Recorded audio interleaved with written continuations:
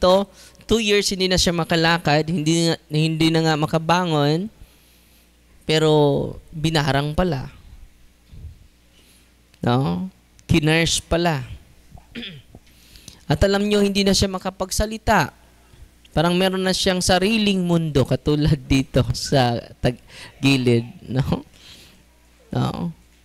Mga 50 years old, na-amaze siya ngayon dahil makapagsalita na siya ngayon, makapaglakad na, malingki na. At sabi niya sa akin, Father, sikat na ako dun sa amin. Bakit?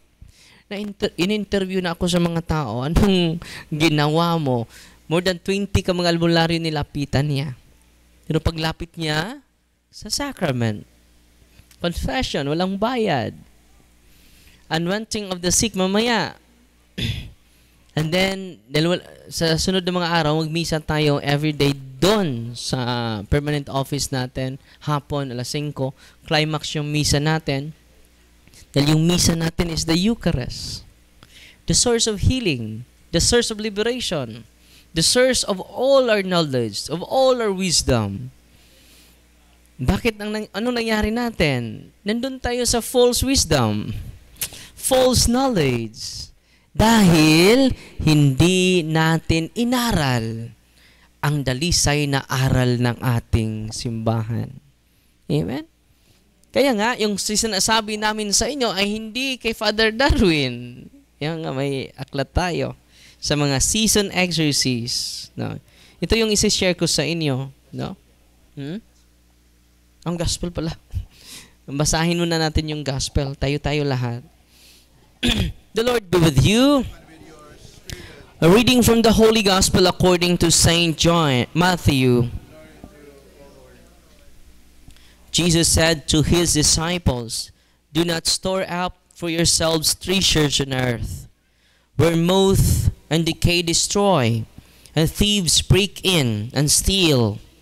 But store up treasures in heaven, where neither moth nor decay destroys, nor thieves break in and steal. For where your treasure is, there also will your heart be. The lamp of the body is the eye. If your eye is sound, your whole body will be filled with light. But if your eye is bad, your whole body will be in darkness. And if the light is in you is darkness, how great will be the darkness be." The Gospel of the Lord. Praise the Lord Jesus Christ. So, ang ganda ng Ebanghelyo, no? Dapat mag-store tayo ng tunay na kayamanan. Ano ba itong tunay na kayamanan na galing sa Diyos? Ito po, wisdom, truth, grace. Nangumpisal lang kayo, nakatanggap na kayo ng grasya. Son, kukontak pa tayo ng additional na pare, son, for confession. Sinisikap namin na makakontak, na-contact na tayong pare kanina, si Father Skelton, at sana may mag-response ngayon for confession po. Araw-araw po, yun lang ang nais ko na may pare na dadalo sa atin. Dahil ko kaya ako pa magpakumpisal, ako pa mag-exercise. Nung una, ako lahat. Messianic tendency. Ano nangyari? Sa loob ng 1 taon, nakatulog ako sa CR. Nagsi-CR ko, hindi na ako nakalabas sa CR. Dahil sa pagod, no? So, hindi maganda. And then, kumukontak na tayo ng mga pari for confession because all priests are healers. Because only the priest can give you the sacraments. Confession, anointing of the sick, and then the Holy Communion, the Eucharist. Sa mga may sakit ngayon, may depression ngayon, ano ang gusto kong ipaabot sa inyo? Make a regular confession. Lahat ng kasalanan mo, i-confess. Yung 5 na malaking kasalanan, huwag kang mahiya. Wala ka namang hiya. No. Huwag kang mahiya. No? Sabi ni Saint John Chrysostom, kung magkasala tayo, kinuha nyo ng demonyo yung hiya natin. So wala na tayong hiya, confident na tayo gagawa ng kasalanan natin. At paglapit natin sa pari, ibabalik ng demonyo yung hiya. Kailan ibabalik sa demonyo yung hiya? Kung magkumpisal ka na. Nahiya ako sa dalawa kong kasalanan. Ito na lang tatlo yung i-confess ko. It should be all-embracing yung confession natin. Yung sacrament of confession is purification and sanctification. Ano? Purification, paglilinis, at gawin tayo niya na santo, banal. Wow! Yan po ang kayamanan na ibibigay ng simbahan sa inyo. Amen? Ibibigay ng lahat ng pari sa inyo. Bigyan natin ng papuri ang lahat ng kaparian, lahat ng obispo sa mga dioceses natin, local church here in the Philippines. Ngayong June 30 to July 5, may bisita tayo ng mga obispo sa buong Pilipinas dito sa Diocese of Tagbilaran. Ang mag-host sa kanilang retreat ay ang diocese natin sa Tagbilaran. So, busy-busy sa ating mahal na obispo ngayon sa preparation. Just imagine lahat ng obispo sa Pilipinas nandito, bibisita sa Bohol, sa Tarsier. No? Bibisita sila sa mga kapatid natin. Mga Tarsier. Mag-retreat sila dito, mga kapatid. So, ito yung isi-share ko sa inyo, mga kapatid. So, the real treasure is the grace and the truth.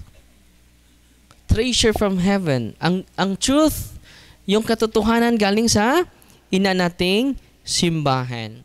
Marami sa aming mga pasyente na haras, na obsess, na possess, infested yung kanilang bahay because of emotional harassment of the evil spirit.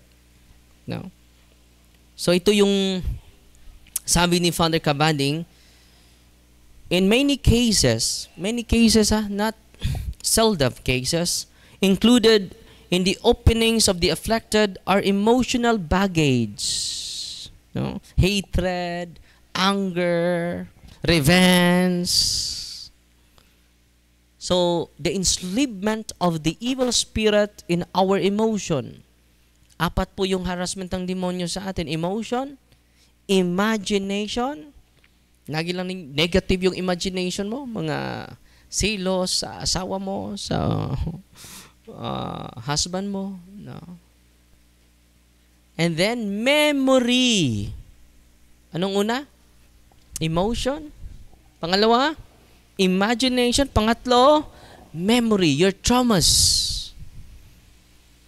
Yung mga trauma mo.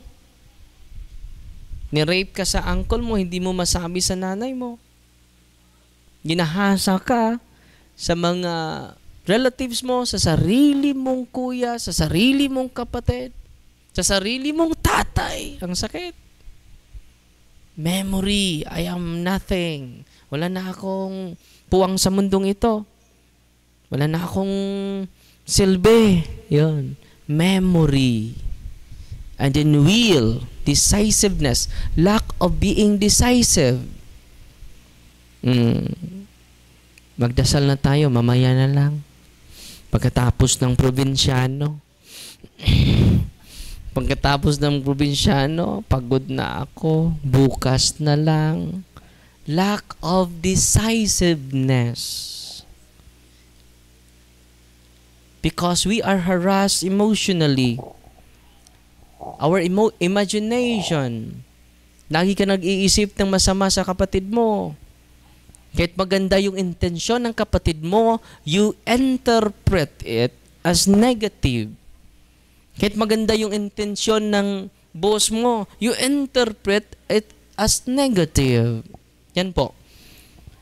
A lot of cases, including the openings of the afflicted, are emotional baggage that prevent one from loving truly and forgiving wholeheartedly. Anong dapat natin i-encourage sa mga hinaharas ng demonyo? Ito, yung struggle nila, loving truly. Totoo na iniibig natin yung mga nag-persecute natin, yung nag-reject natin? Iniibig ba natin sila? Kailan natin ma-express yung love natin, authentic love sa kanila? When we pray for them. When we bless them. Bigla lang gagaan yung puso natin. And we need the grace of God. Amen? And then forgiving them wholeheartedly. Patawarin natin yung mga taong nag-reject sa atin. Yung mga taong laging masama yung sinasabi. Because all of them are ways. Kapag bigyan mo ng pansin, no? Basura yun eh. No? Kung bibigyan mo ng pansin, hindi, basurahan ka. It is a waste of time. Diba? Pagdasal mo na lang. No? Kung gusto mong konfrontahin, well and good. Confront them with respect. Confront them with humility. Patuloy tayo. It is necessary, therefore, that the afflicted pray for grace to be healed emotionally. Dahil yun ang nagbigay sa'yo ng unnecessary stress every day. Unnecessary burden. Unnecessary disturbance. Bantay lang nagsira magpuspos. Ako rabay gipasabot ay. Pray for them. Ask the grace to be healed emotionally before proceeding this activity, this deliverance session. Ngayon, walang kikinig kayo sa akin, look for those people. Yung hindi mo nagustuhan, yung tantay mo, pray for him, bless him, and ask the Lord, ask Mama Mary Grace to heal you emotionally. Hindi nakakatulong yan sa'yo. Marami ding mga may sakit ngayon, hindi namamatay sa sakit. Namamatay dahil sa worry, sa stress. Kung sasabihin ng doktor, may sakit ka, stage 4. Okay. I entrust everything to the Lord. He is my God. He is the healer. He is my doctor. Hindi relax na relax ka. Na-extend pa yung buhay mo. Instead mamamatay ka sa buwan na yon, next month ka na mamatay. Huwag kang matakot mamatay. Ang katatakutan natin na hindi tayo mamatay. Sa ngayon ba kayo na hindi kayo mamatay? Naabot ka ng 120. Ano na yung mukha mo? Kakain ka na sa sarili mong dumi. Amen? Tayo ay hindi para sa mundong ito. Tanggapin natin yan. Marami sa atin, hanggang ngayon hindi pa nakatanggap na namatay ang tatay nila. Hindi pa nakatanggap sa kamatayan ng kanilang nanay. Tanggapin mo na. Ikaw din ang susunod eh. Susunod ka rin. Kasali na yung naghumili dyan. Mamatay po ni. No. Tatanggapin natin yan na realidad. Hindi ka may-ari sa buhay mo. Ang may-ari sa buhay natin, ang Diyos ng mga Diyos. Salamat sa Diyos na buhay pa tayo ngayon. Pinahiram lang ang buhay mo. May kanta nga, di ba? Hiram sa Diyos ang aking buhay. Sa sumpa yan. Ikaw at ako, tanging handog lamang. Hiram ra. Anong imom ng angkonon? Lord, your will be done. Kung karon ko nimo kuhaon, nya, tapos na ba yung room dyan? Tapos na ba yung piniprepare mo na kwarto sa akin? No. So, dapat excited tayo mamatay. Uy. Simba ko ka, Father. Simba ko ka, Father. Ikaw unang mamatay, Father. No? It is imperative that the afflicted pray the following prayers sincerely and wholeheartedly. Yung nasa aklat ninyo, inner healing. Pagdasal nyo po yun. Yung inner healing na sa itim na aklat ni Father Sikia. Kung puno ka ng puot, puno ka ng galit, pray it solemnly. Nandyan yan sa prayer for inner healing. Kung nakikita mo yung kapatid mo, grabe yung hatred, ipagdasal mo ito kapatid and receive the sacrament. You cannot change your life. Only God can change you through His grace. Saan natin makuha yung grasya? Sa sacrament. Kaya nga, tatawag tayo ng mga pari for that reason, para makatanggap kayo ng grasya. At yung sasabihin mo ngayon, hindi naman, yung ginagawa ko ngayon, hindi ito ako dati. Because of the grace. The grace will gradually melt your stubborn heart. Melt your hard spirit. Yung matigas natin na puso, hard heart natin, stubborn heart natin, maging malambot yan dahil sa kapangyarihan ng Diyos, dahil sa buhay ng Diyos, yung grasya ng Diyos. Kaya yung mga santo, laging nangungumpisal. Bakit? Hindi sila nag-rely sa sarili nilang kakayahan. Nag-rely sila sa kakayahan ng Diyos na magagawa ng Diyos sa kanilang buhay. Amen? Tayo, minsan lang eh. Paminsan-minsan. Mangumpisal tayo, di ba? Look at Padre Pio. Look at Saint John Mary Vianney. A lot of miracles happen. A lot of conversion really happen because they give the grace of God through the administration of the sacraments. Amen? And then kung may naalala pa kayo, after that, after confession of all our sins, anong gawin natin? Reparation. Paano natin i-repair yung kasalanan natin sa Diyos? Yung kasalanan natin sa kapatid natin. Yung kasalanan natin ng nanay natin. Do good works. Corporal works of mercy. Gawin mo yon. Pagtulong sa mga mahihirap. Kung marami kang blessing, pagtulong sa mga nangangailangan. Counseling sa mga taong depressed. No, spiritual works of mercy. Pagbisita sa mga may sakit. Listening those people who experience difficulties. Wow, reparation. Paggawa ng kabutihan. Dahil wala akong direksyon na magulang, wala akong direksyon, marami na akong anak, pinabayaan ko, I will do reparation. I will supply need for my children. Pinabayaan ko sila for how many years? Pero ngayon, dudublihin ko yung sikap ko para makasupply ako sa pangailangan ng mga anak ko na for how many years pinabayaan ko. Reparation. Amen? Anong gawin natin ngayon? Reparation. Yung sakit mo, tanggapin mo yan as a form of reparation. Ito na. Iaalay ko na ito. Itong karamdaman ko dahil sa mga kasalanan ko.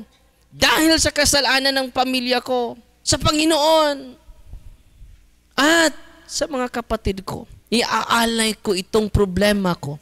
Iaalay ko itong mga struggle ko na hinaharap ko ngayong araw na ito. Don't waste your pain.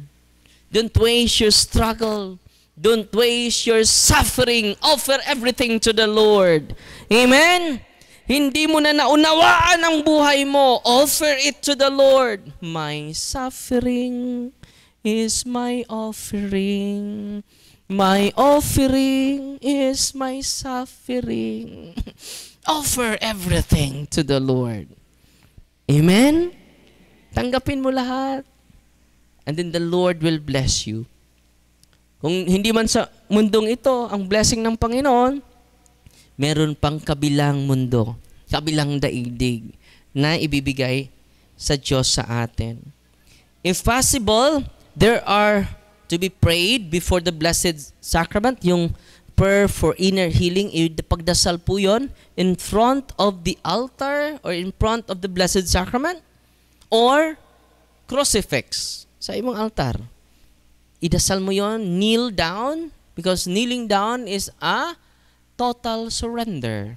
And it is an act of humility. No? The Lord will bless for those people who are humbled. Ano pa? Itong generational sins and curses. Meron bang inherited sins, Father? Wala. Pero anong kahulugan ng generational sins and curses? It is not inherited sins. Generational sins and curses are not inherited. Hindi po yan original sins, salang panulundon. No? As if the ancestor sins come down to the progenies. Instead, they are understood as evil spirits that take some dominion over their bloodline. Due to the pact made with them, making the next generation vulnerable to their influence. Thus, the strong temptation to sin seems to be present often in every generation of that family. Consequently, the adverse effects of their sins are seen analogously as generational curses. So, yung generational sins and curses, hindi pinasa. Yung effect sa kanilang kasalanan, may dominion yung mga apo nila. Example, pumunta ako sa Osames, papunta ko doon. Alam mo ba, Father? Yung lulo ko, may ribulto sa mga kulto. Dahil tinuturing na niya yung lulo ko na Diyos. Hindi santo, Father. Diyos. Siya na ang Diyos nila. Hindi basta-basta yung lulo mo. Dapat i-renounce mo yon. Bakit ko i-renounce, Father? Ang layo na. Mga second generation na ako, Father. Babae. Malayo na, Father. Okay na yon. Malayo na yon. Pero dapat i-renounce mo yon. So kung may lolo kayo na mga occultista, may mga kapangyarihan, may anting-anting, i-renounce nyo yan.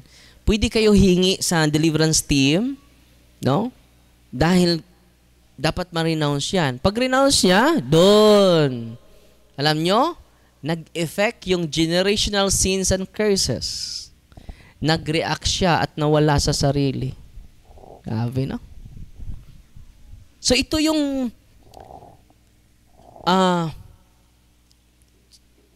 kahulugan sa sinabi ni Father Cabading. Generational sins and curses are not inherited. Hindi yun mapasa. But the dominion of the evil spirits that take some dominion over the bloodline due to the pact, yung covenant ng mga ninuno niya, no? Grabe, no? Si Dailinda, meron siyang ritual, pinasa sa kanyang, ang kanyang best friend, no? At isa din yon, yung occult rituals. Doon na, makonect na tayo sa mga evil spirits. Kaya nga siya nag-react na hulog siya sa, narinig nyo yung pagsigaw niya, hindi masyado malakas. Pag-iyak niya, narinig nyo kanina, dito. No? Hindi na siya yon. Yung paa niya, gumalaw na ng kusa. Hindi mo yung sinadya, sis? Kumusta yung paa mo? Meron pa rin? Bugat pa. Lumipat, galing sa ulo mo, doon sa paa. No? Ganon, no? Pero patuloy pa natin siyang samahan. Dahil whole week siya dito. Pero yung healing at liberation, 90% galing po sa inyong cooperation. The grace of God will operate when you cooperate. Ano? The grace of God will operate when we cooperate. So yan po ang kahulugan. Kaya nakailangan ma-renounce nating lahat. No? Kailangan po yun. Okay? Kung ang karamdaman mo walang findings, kindly tell the deliverance minister para mag-guidean ka ano pa dapat gawin. Okay? So, meron tayong mga 10 mga deliverance ministers kasama natin ngayon. So, matapos tayo ng maaga. I hope walang mag-react. No? Sana walang mag-react, mawala sa sarili. Yung katabi nyo, bantayan ninyo. No? Baka mag-react yan. No? Mamaya. No? Hindi natin alam. Pero sa awa ng Diyos, wala naman nag-react kahapon. More than 100 po yung bumisita natin. Almost 150 po yung bumisita natin kahapon. Walang isa nag-react. Ay, hindi ko alam ngayon kung meron ba. At kung may magsagawa na tayo, mag-start na tayo for prayer of deliverance, wag na kayong mag-video ha. Mamaya, wag niyong videohan kung may mag-react or may lulutang dito sa taas. No? Wag niyong videohan ha. No? Bawal. Alam niyo masisira yung cellphone ninyo. Merong, ang dami na po. Wag niyo pong gamitin yung cellphone ninyo dahil merong mga curious bibidyohan nila. No, wag po. Hindi namin alam dahil galing kayo sa iba't ibang lugar, hindi namin alam kung may mag-react mamaya. Kung may sisigaw mamaya dito, dun sa kabila, dito sa kung magsabay-sabay, wag kayong tatakbo. Hahabulin nila kayo, no? By the way, wag kayong matakot. And then make a sign of the cross in the name of the Father. Kung natatakot ka na, in the name of the Father, and of the Son, and of the Holy Spirit. Evil spirit is so afraid of the sign of the cross. Amen? Natutuwa ba kayo ngayon? Bigyan natin papuri ang Diyos. God is good. All the time. Wow, no? Ito yung theme song natin. I'm here because you're here, because we are here, because God's here. God's here, that's why you are here, that's why we are here, that's why I am here. Amen? Bigyan natin ng papuri ang Diyos. So, kung meron kayong mga grabe yung deep-seated anger, deep-seated revenge, dahil merong nangyayaring masama sa nakaraan, pray the inner healing po. And then kayo na po ang mag-deliver sa bahay ninyo after practicing cares. Confession, adoration, rosary, Eucharist, and sacramentals. And CPR, conversion, penance, reparation. Anong kahulugan ng CPR? Conversion, penance, and reparation. Yan ang gawin natin. And then, do deliverance to your house. Alam nyo, atin-atin lang ito maraming gagaling. Kung lalapit kayo sa sacrament, marami ding babaguhin. Pero hindi lahat gagaling. Hindi lahat. Dahil may karamdaman na natural. We need doctors. Okay? We need experts. And listen to the experts. Kung nalilito na yung expert, ito na. Kung kinulam ka, hindi yan makikita sa mga expert. Katulad ng ina-exercise ko kahapon si Ate Nempha, for how many years, walang improvement, punta sila sa doktor. So pumunta sila sa more than 20 ka mga albularyo. Hindi pa rin siya makatayo. Pagpunta niya dito, ang daming demonyo sa katawan niya. Yung mga demonyo ay speaking dollar. Nag-English yung mga demonyo. At siya, hindi marunong mag-English. No? Grabe, no? And ngayon, hindi pa siya na-liberated completely, pero grabe na yung conversion niya. Sabi niya, yung asawa ko, Father, hindi yan magsamba. Pero ngayon, Father, na didemonyuhan ako. Oh, grabe na, Father. Magro-rosaryo na. Mag-kneel down pa. Luluhod pa yan, Father. Salamat na poses ako, Father. Hindi ako na-possess, hindi na bago yung asawa ko.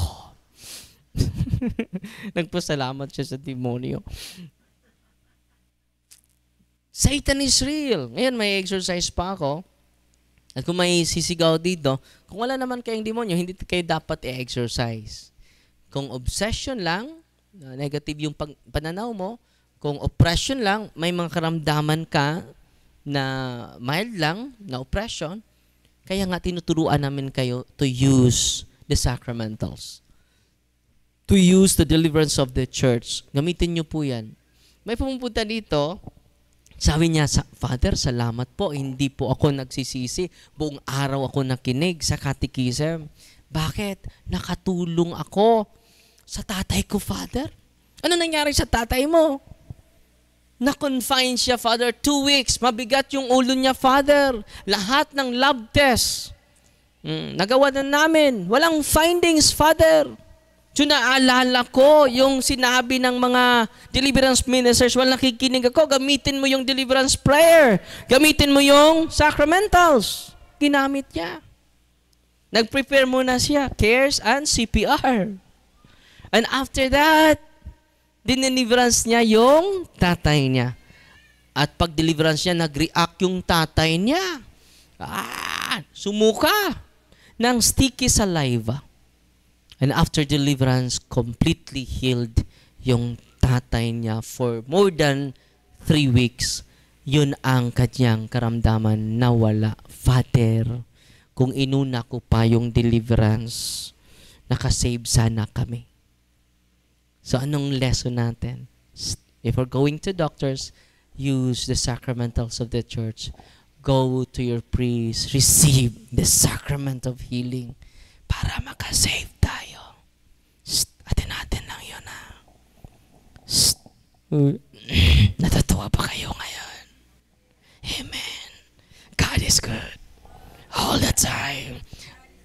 I'm here because you're here, because you are here, because I'm here. God's here because we are here, because you are here. No, rumble naman ay no. Balik din. Take two. Together again, ha? 1, 2, 3, go. Let's sing together again. 1, 2, 3, go. Together again. Ito, balik ko na to. 1, 2, 3, go. I'm here because you're here, because we are here, because God's here. God's here. That's why you are here. That's why we are here. That's why I am here. Amen! So sana po ay hindi ninyo i-decorate yung mga sacramentals. Pwede po ba, Father, na ma-share namin sa kapitbahay namin? Pwede. Pero do catechism for them. Because catechism is the truth. Catechism is the wisdom. Amen?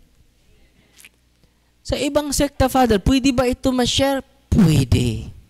Okay? Sila si Ate Nympha yung gumaling na, nakalakad na, dahil purely oppression po yung kanyang sakit.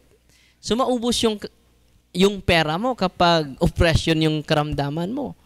Di ba? Kung alam lang ito ng mga pari, marami, kung ma-empower lang lahat ng pari, marami kaming matutulungan na mga may sakit. Very clear po yan. Sa bibig ni Kristo, go to the world, preach the gospel, heal the sick, and cast out the demons. Ano nangyari na may mga pari?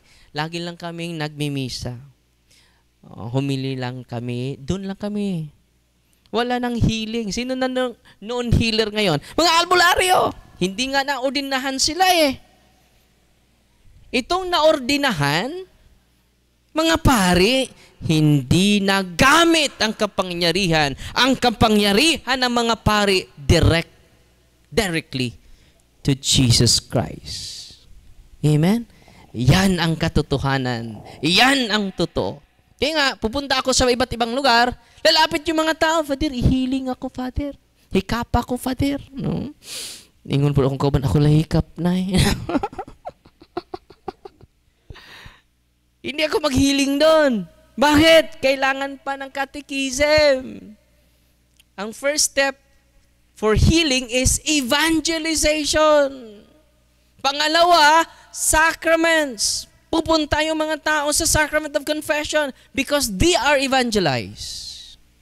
Naintindihan na nila ano ang koneksyon sa sakramento sa spiritual life natin. Kaya nga, marami sa atin na protestantize na yung utak. Direct to God na ako, Father. No. Hindi na ako pupunta sa pari. Sa Diyos na protestantize yung isipan. Bakit? Lagi nakikinig ni Kibuloy. Laging nakikinig ni Eli Soriano. Laging nakikinig sa 24/7 na evangelization sa mga kapatid natin na Iglesia ni Cristo. Katoliko, nominal Catholic, pero yung mentality natin, protestante. Kailangan ma-evangelize tayo.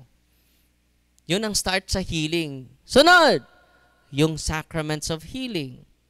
Lagi na tayo nagsisimba. Yung devotion natin, nag-increase na. Lagi na tayong nagdadasal. 3 o'clock prayer, 6 a.m., 12 noon, nagdasal na tayo. Divine Mercy, nagdasal na tayo. Rosary, nagdasal. Yan po ang popular piety.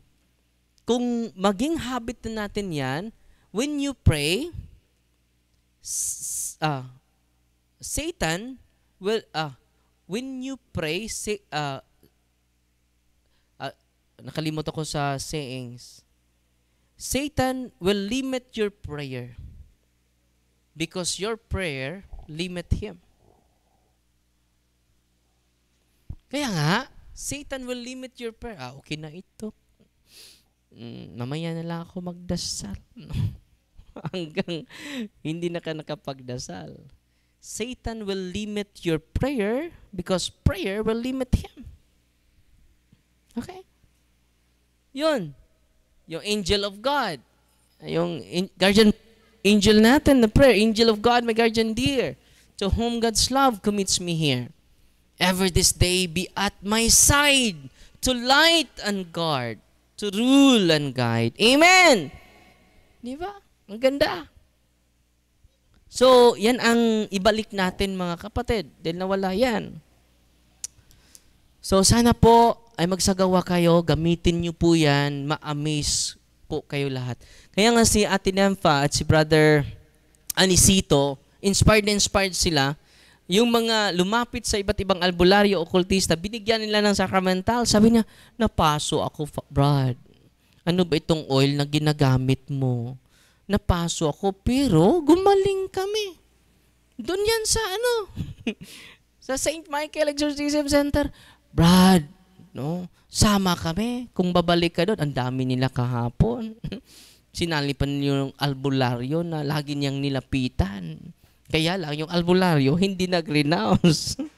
Hindi naman natin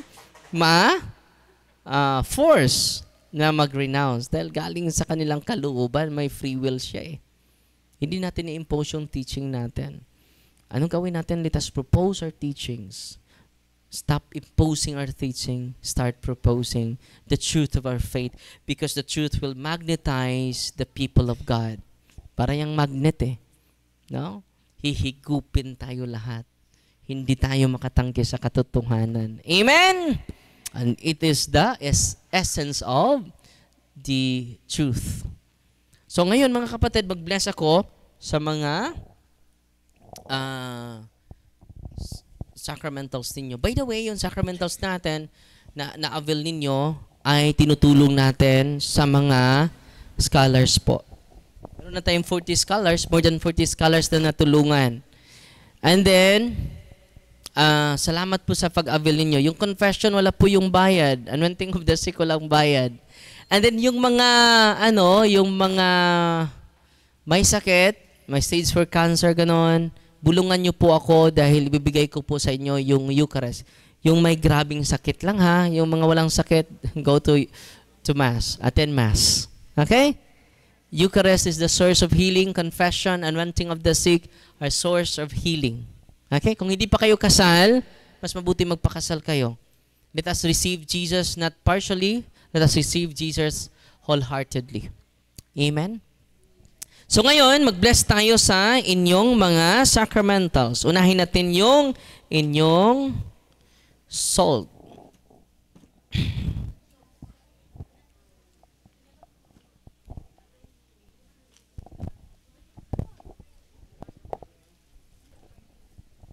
In the name of the Father, and of the Son, and of the Holy Spirit. Our help is in the name of the Lord, who made heaven and earth.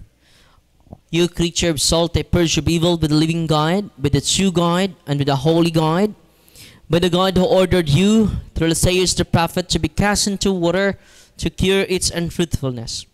But thou, a purified salt, for the health of believers, giving soundness of body and soul to all who use you. In whatever place you are sprinkled, may phantasm and wickedness and Satan's cunning be banished, and let every unclean spirit be repulsed by him who shall come to judge the living and the dead who will be far. Almighty everlasting God, humbly we implore your boundless mercy, that you would thine of goodness to bless and sanctify this creature of salt, which you have given for the use of mankind. May all that use it find in it a remedy for soul and body, and let everything with it touches or sprinkles be freed from uncleanness, and unsalt from evil spirit, through Christ our Lord. Yung salt ninyo ay holy and exorcised salt. Hindi lang yon holy salt, holy and exorcised salt po yon. Sana po ay nakinig kayo kanina. At kung hindi kayo nakapakinig kanina sa catechism, please visit again. Hindi ka magpa-late. Mga 7, nandito ka na. Lalo-lalo na kung Sunday, nandito na tayo para ma-evangelize tayo. At kung ma-evangelize na tayo, makatulong na tayo sa iba. Because knowledge is power. Kung wala kang knowledge, kili-kili power lang. No. Sunod natin yung tubig ninyo. Buksan nyo yung tubig ninyo. You creature water, I purge of evil, in the name of God the Father Almighty, in the name of Jesus Christ, His Son, the Lord, in the power of the Holy Spirit, that you may be water fit to brace us against the envious foe. May you be empowered to drive him forth and exalt him together with his fallen angels, with the power of the selfsame Jesus Christ our Lord, who shall come to judge the living and the dead, who will be far. O God, for man's salvation, those dispense wondrous mysteries, with efficacious sign of water, hearken to prayer, pouring forth your benediction upon this element, which you consecrated manifold purifications, let this creature serve you in expelling demons and curing diseases, whatsoever sprinkles in the homes of the faithful, but cleansed and delivered from harm, yet some to enjoy a spirit of goodness and air of peace, freed from sinful and needless snares, by the sprinkling of this water, may everything opposed to the safety and repose of them that will therein be banished, so that they may possess the well-being they seek, in calling upon your holy name, and be protected from all peril through Christ our Lord. May the salt and water be mixed together, in the name of the Father, and of the Son, and of the Holy Spirit. Amen. Haluan nyo ng konting salt yung tubig ninyo. The Lord be with you. Author of invincible strength and King of unconquerable empire, ever the glorious triumphant one, who restrained the force of the adversary, who overcome the forces of the differing enemy, he violently put down hostile influences. Prostrate and first some we beseech you, Lord, consider kindly this creature of salt and water. Make it honored and sanctify it with the Jewish witness, wherever it is sprinkled in your name. May devil its infection cease, venomous terror be driven afar, but let the presence of the Holy Spirit be with us as we implore your mercy. Through our Lord Jesus Christ, our Son, who lives and reigns with you in the unity of the Holy Spirit, one God, forever and ever. Amen. Yung tubig din nyo ay hindi na po yan ordinaryong tubig. Kahapon po, yung dalagita, 21 years old, na meron siyang tattoo sa likod niya, napaso siya sa holy and exorcised water. Di ba, maginaw yun? Ang init! Kaya pala, paru-paro po yung kanya, hindi naman demonic yung kanyang tattoo. Pero ito yung explanation sa mga nauna kong exorcist. Bakit nag-react siya? Paru-paro lang yun, Father. Dahil yung kanyang ink, may mga ink ngayon nga consecrated sa demonyo. Hindi lahat ng tattoo ay ungodly tattoos. Yung mga ungodly tattoos or demonic tattoos, yung mga ink na consecrated to demons. Hindi naman natin alam Sasabihin mo sa tattoo artist, ano ba yan? Consecrated? Hindi. Yung sa kanya, just imagine, itong stool ako, nilagay ko sa kanyang likod. Ito. Ang init! Nahulog siya sa kanyang upuan. So mag-ingat po kayo sa magplanong magpatato. Hindi natin alam. Hindi ko sinabi lahat ng tattoo ay demonic. Hindi ko yan sinasabi. Pero may mga ink consecrated to demons. Uy. Ang dami na namin pasyente. Yung isang last month, mga 3 weeks ago, may from Davao, yung tattoo niya, simple lang, hindi naman, wala namang sungay.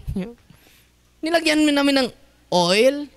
So, please tell the deliverance minister, kung meron kayong tattoo, na palagyan ng, kung nasa private part mo, ikaw na maglagay. Huwag na ang deliverance minister, no?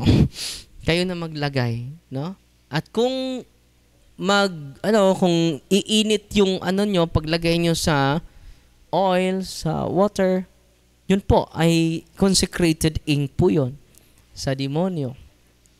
Meaning sa consecrated is another term, curse, ink. Kaya nga, mulang na patatu ako, Father, na miserable na yung buhay ko. Yun. No? Pero hindi lahat ng tattoo, baka sasabihin nyo, ito naman si Father, ni lahat naman. Hindi lahat. Pero lahat ng ink na consecrated sa demonyo ay demonic tattoos. Kahit pa ang pinatattoo mo, larawan ni Kristo. Bakit? Yung ink hindi yung larawan. Naintindihan nyo? Uy, demonyo pala ako, Father, dahil may tattoo ako. Hindi ako nagsasabi noon, no? Malalaman na natin mamaya, no? Binibless ko na yung mga sakrament, ipahid nyo sa tattoo ninyo. Ang dami ko na po pasyente na ganun. So mag-ingat po kayo. Dubli ingat, sa mga gustong magpatato. Marami na po ako pasyente doon. Meron pasyente namin, 5 niyang anak possess. May tattoo siya dito. Yung tattoo niya, Deus. May triangle. Sa loob, pangalan ng Diyos. Dios is God. Di ba? Ano ba itong tattoo mo? Sabi ng tatay. Yun po yung namin, Father Hindi kami matablan, Father. Ng bala. Hindi kami matablan ng itak. Na ganun ba? I-renounce mo yan. Sa ilan bang espiritu na kasama mo, lagi, na mag-protect sa'yo? Alam nila. 5, Father. Kaya pala 5 mong anak. Yun na po yung sukli. Hindi po yan libre. Kung naka-enjoy ka sa pangyarihan ng demonyo, may bayad yan. Ito yung bayad. Maawa ka naman sa mga anak mo. Hindi ako magpatuloy ng exorcism sa mga anak mo kapag hindi mo i-renounce yan. So, aalis na lang ako kapag hindi mo i-renounce. Ikaw na bahala sa mga anak mo. Dahil sayang, mag-renounce ako, mag-exorcise ako. Ikaw pala yung doorway. Yung tatay. Alam nyo? Nung ni-renounce niya, while nag-renounce siya, I renounce my occult mark, satanic seal. May prayer yan dito Specific prayer po yan. At nung ni-renounce niya, nilagyan ko ng holy and exorcise oil yung tattoo niya. Deus God. Pero yung ink is consecrated to demons. Mag-ingat Uy. Natutuwa ba kayo ngayon? Sana po ay matulungan natin yung iba dahil hindi nila alam. Okay? Sunod nating i-bless yung olive oil ninyo. Our help is in the name of the Lord who made heaven and earth. God's creature oil, he cast out the demon from you, beget the Father Almighty, who made heaven and earth and sea, and all that they contain. Let the rosary's power, the devil's legions, and all Satan's attacks and machinations be dispelled and driven afar from this creature oil. Let it bring health in body and mind to all who use you. In the name of God the Father Almighty, in the name of Jesus Christ, His Son and Lord, in the power of the Holy Spirit, the Paraclete, as well as the love the same Jesus Christ our Lord, who is coming to judge both the living and the dead, and will be far. Lord God Almighty, before whom the hosts of angels stand in awe, and also let us acknowledge, but please you to regard favorably, and to bless and hallow this creature oil, which your power has been pressed from the juice of olives. You have ordained it to anoint the sick, so that when they may dwell, they may give thanks to you, the living and true God. Grant to pray that those who use this oil, which are blessing your name, may be delivered from all suffering, all infirmity, all wiles of the enemy. Let it be a means of averting any kind of disease for man, made in your image and redeemed by the precious blood of your Son, so that he may never again suffer the sting of the serpent, through Christ, O Lord. Lahat ng oil ninyo ay holy and exercise oil. Lahat din ng pari, makabless na mga sacramentals ninyo kung maubusan kayo. At kung pupunta kayo sa pari at hindi mag-bless ang pari, last resort na po itong live natin sa blessing. Okay? Doon kayo mag-prepare lang kayo sa kung saan kayo or sa mga mahal niyo sa buhay sa ibang bansa. Mag-live tayo blessing Thursday, Friday, Saturday, Sunday para makatulong tayo kahit sila malayo. Okay? At last resort na po yun, ha? Meaning, pumunta ka na sa pari mo, pero yung pari hindi mag-bless. Dahil wala sila sa ritual. Or kung meron silang ritual, hindi nila na alam. Because all priests are sacerdos. Sacerdotes. Anong kalugan ng sacerdotes? Giver of secret things. Sila lang ang makapagbigay ng secret things sa inyo. Dapat ang mga pari mag-bless niyan. Wala naman kami mabigay ng iba eh. Yung sacraments and sacramentals of the church. Okay? Lastly, general blessing. Candles, rosaries, cross, crucifix, medals, earrings, medals, scapulars, bell, handbook, and Bible. All your religious items, incense. Heavenly Father, through your Son, Jesus Christ our Lord, in obedience to Him, we embrace the ministry He has entrusted to His bride, the church. Grant now in your mercy, we pray, a very special and powerful blessing on all religious items, that we will hence use the ministry of healing, spiritual liberation, and exorcism. Thine that through the blessing you bestow, may it be a very potent and terrible weapon against the attacks of the evil one and his legions. May these religious items mightily restrain the devil and his demons, all unclean spirits, rendering them powerless, unable to harm the plethora of priests and people, and to whomever.